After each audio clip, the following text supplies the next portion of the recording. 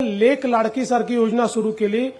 कोणाच्याही घरामध्ये जर कन्या रत्न त्या ठिकाणी प्राप्त झालं तर मुलगी झाल्याबरोबर 5,000 रुपये, ती पहिल्या वर्गात गेली की 5,000 रुपये, ती चौथ्या वर्गात गेली की 7,000 रुपये, ती 11व्या वर्गात गेली की 7,000 रुपये, 18व्या वर्षी 75,000 रुपये, असे 1,00,000 रुपये मुलीच्या जन्मानंतर त्या मुलीला त्या ठिकाणी आपण देतो आणि त्या घराला लखपती आपण बनवतो। अशा प्रकारची योजना आपण सुरू केली।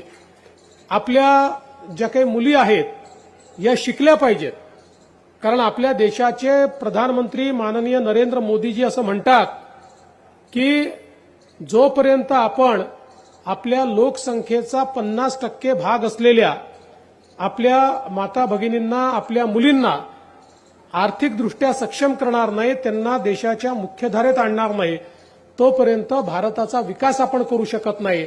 आणि म्हणून आपण निर्णय घेतला की आमच्या मुलींना 12वी पर्यंतचं शिक्षण मोफत होतं, पण 12वीच्या पलीकडे प्रायव्हेट कॉलेजमध्ये त्यांना अर्धी फी द्यावी लागायची।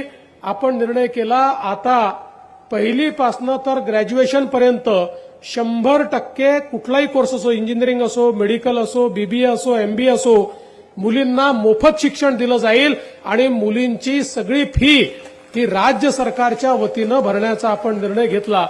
कारण खूप वेळा घरी जर थोडी गरिबी असली तर घरचे लोक निर्णय करायचे की मुलांना शिकवू आणि मुलींना सांगायचे की आता तुझ्याकरता फी भरायला पैसे नाही, त्यामुळे तू काही शिकू नकोस, पण आता ती चिंता करण्याची आवश्यकता नाही आहे। या सगळ्या मुलींचे मामा आम्ही सगळे हे राज्यामध्ये सरकारमध्ये आहोत, त्यामुळे त्या मुलींची फी भरण्याचा निर्णय आम्ही घेतला आणि जवळजवळ 17 लाख मुलींची फी आता आम्ही या निमित्ताने भरतो।